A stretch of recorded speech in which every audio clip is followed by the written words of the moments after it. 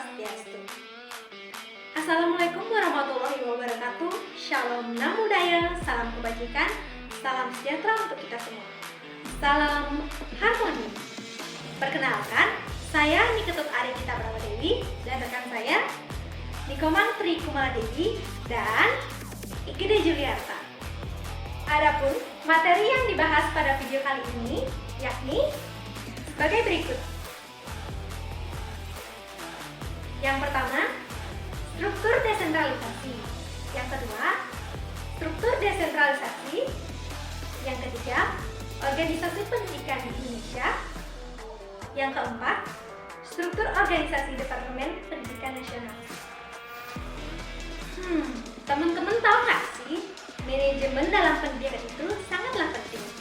Karena manajemen merupakan suatu proses pengawasan, perencanaan, perorganisasian, dan penilaian usaha-usaha dalam pendidikan untuk mencapai tujuan-tujuan dalam pendidikan.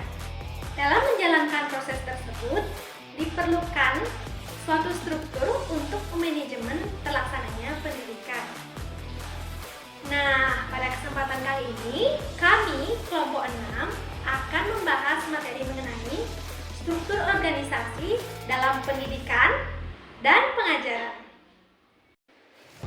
Materi pertama yaitu struktur sentralisasi. Struktur sentralisasi merupakan struktur organisasi di mana segala sesuatu menyangkut bidang pendidikan ditentukan dan diselenggarakan oleh pemerintah pusat secara sentral.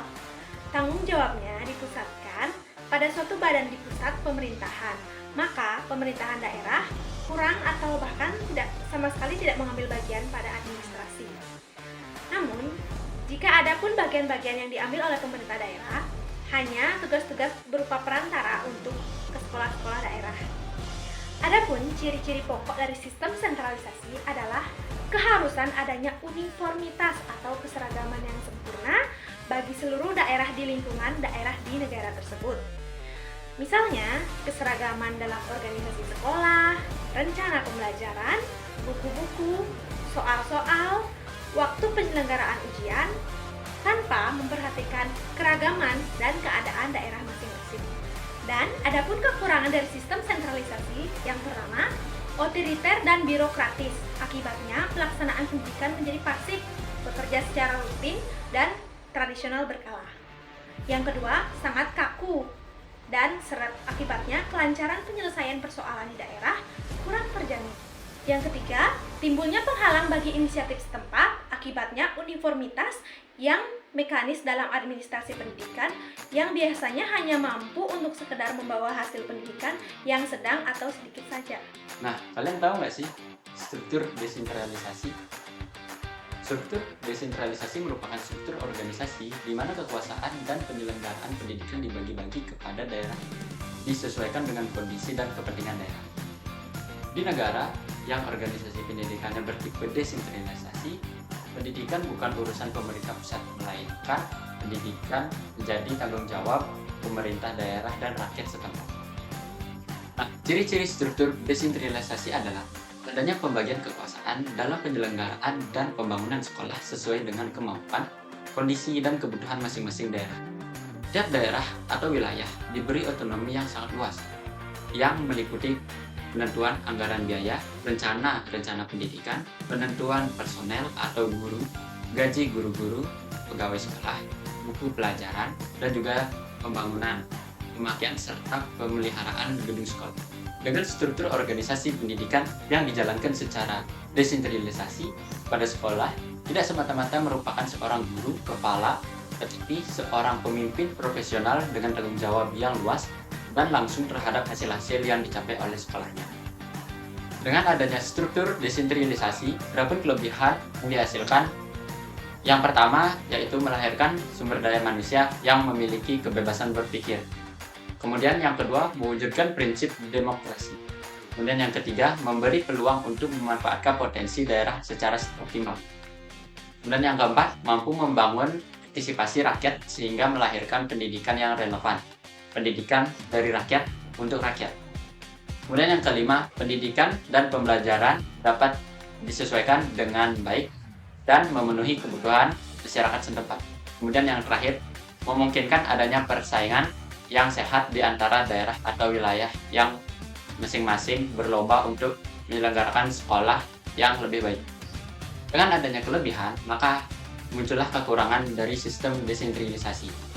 Kekurangan yang pertama adalah program pendidikan di seluruh wilayah dalam satu negara akan berbeda-beda, akibat dapat ditimbulkan kemungkinan perpecahan bangsa. Kemudian yang kedua, hasil pendidikan dan pengajaran tiap daerah berbeda baik mutu, sifat maupun jenisnya. Akibatnya, penyesuaian bagi mahasiswa atau siswa dapat mempraktikkan pengetahuan atau kecakapannya di kemudian hari dalam masyarakat yang lebih luas. Selanjutnya adalah pemaparan materi organisasi pendidikan di Indonesia. Organisasi pendidikan di Indonesia beranggotakan guru, dosen atau guru dan dosen. Yang pertama, organisasi guru. Contoh dari organisasi guru yaitu diantaranya ada Ikatan Guru Indonesia atau IGI. Ikatan Guru Indonesia adalah organisasi guru yang didirikan pada tahun 2000 dengan nama Klub Guru Indonesia.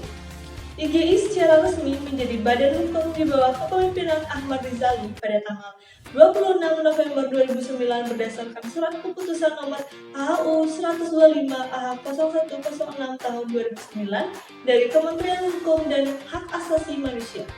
Selanjutnya ada Persatuan Guru Republik Indonesia atau PGRI. Persatuan Guru Republik Indonesia adalah organisasi di Indonesia yang anggotanya berprofesi sebagai guru. Organisasi ini didirikan dengan semangat perjuangan para guru-guru pribumi pada zaman kolonial Belanda pada tahun 1912 dengan nama Persatuan Guru Hindia Belanda atau PGHB. Yang kedua ada organisasi dosen. Contohnya adalah Ikatan Dosen Republik Indonesia atau IDRI. Ikatan Dosen Republik Indonesia adalah organisasi profesi dosen. Organisasi ini didirikan di Bandung pada tanggal 26 Maret 2015. Selanjutnya ada Asosiasi Dosen Indonesia atau ADI. ADI adalah organisasi profesi bagi seluruh warga negara Indonesia yang berprofesi menjadi dosen di seluruh perguruan tinggi dunia. Yang ketiga, organisasi sarjana pendidikan. Contohnya, Ikatan Sarjana Pendidikan Indonesia atau ISP. Ikatan Sarjana Pendidikan Indonesia adalah suatu organisasi profesi di bidang pendidikan di Indonesia. Menurut anggaran dasar dan anggaran rumah tangganya, ISPI mempunyai tujuan untuk menyumbangkan tenaga dan pikiran kepada pembangunan pendidikan nasional secara profesional agar lebih terarah, berhasil guna dan berdaya guna melalui pengembangan dan penerapan ilmu pendidikan untuk kemajuan dan kepentingan bangsa dan negara. Selanjutnya, Asosiasi Bimbingan dan Konseling Indonesia atau ABKIN. Asosiasi Bimbingan dan Konseling Indonesia adalah organisasi profesi di Indonesia yang beranggotakan guru bimbingan dan konseling atau konselor. Yang keempat, organisasi lembaga pendidikan. Contohnya adalah Asosiasi Lembaga Pendidikan Tenaga Kependidikan Indonesia atau ALPTKI. ALPTKI merupakan organisasi lembaga pendidikan yang mewadahi tenaga-tenaga kependidikan yang ada di Indonesia. Selanjutnya ada Asosiasi Pendidikan Tinggi Komputer dan Informatika atau APTIKOM. Sesuai dengan kebutuhan dan perkembangan zaman, maka pada rapat koordinasi nasional atau Rakornas 2002 di Kota Malang diusulkanlah perubahan bentuk organisasi dari Pertikom menjadi Asosiasi Perguruan Tinggi Informatika dan Ilmu Komputer atau APTIKOM.